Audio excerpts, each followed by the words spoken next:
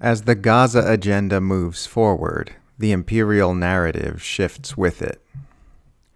White House Press Secretary Carolyn Leavitt acted shocked and appalled by questions from reporters about Trump's ethnic cleansing plan for Gaza on Wednesday, saying it was evil to suggest that these poor victims of Israel's destruction should be allowed to stay somewhere that's been completely demolished.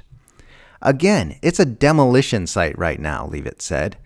It's not a livable place for any human being, and I think it's actually quite evil to suggest that people should live in such dire conditions. Of course, the question of whether or not it was evil for the U.S. and Israel to deliberately create those conditions in the first place is never raised by the obedient press gaggle. It's been truly remarkable watching the official Imperial narrative pivot from A, claiming it's outrageous to suggest that Israel was waging a genocidal campaign of annihilation on Gaza, to B, saying everyone in Gaza needs to leave because the entire place has been annihilated and how dare you suggest otherwise. This comes as Donald Trump himself proclaims on Truth Social that under his plan, the Gaza Strip would be turned over to the United States by Israel at the conclusion of the fighting. Such a land transfer would require Israel to forcibly seize all of Gaza in order to cede the territory to the U.S. If Gaza becomes a U.S. territory, it would necessarily no longer exist as a Palestinian territory, and would have already been purged of all Palestinians. And it's just so surreal how the narrative is changing now that the agenda has moved from destroying Gaza to ethnically cleansing it.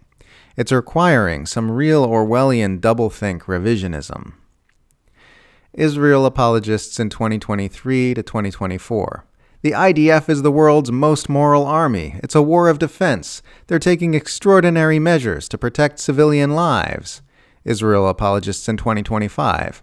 Well, obviously, Gaza's an uninhabitable wasteland that's been carpet-bombed into oblivion. Duh.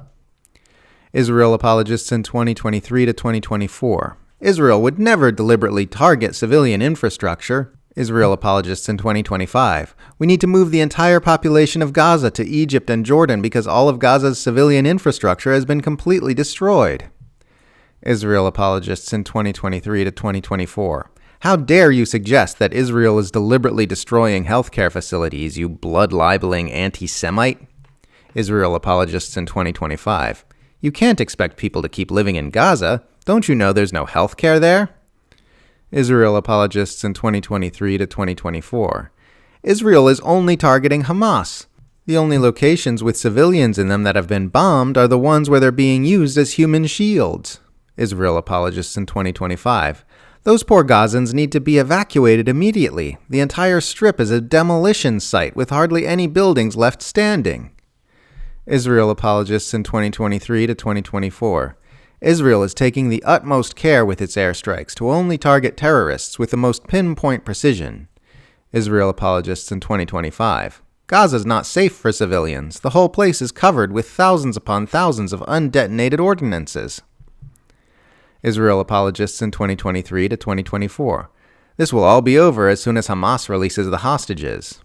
Israel apologists in 2025. Now that we've got our hostages back, it's time to end the existence of Gaza as a Palestinian territory and fill it with Jewish settlements. Israel apologists in 2023 to 2024. Blame Hamas. Hamas caused this with their unprovoked attack on October 7th. Israel apologists in 2025. The only possible solution to all the death and devastation that's been inflicted on Gaza is to advance an ethnic cleansing agenda that we've been chasing for generations.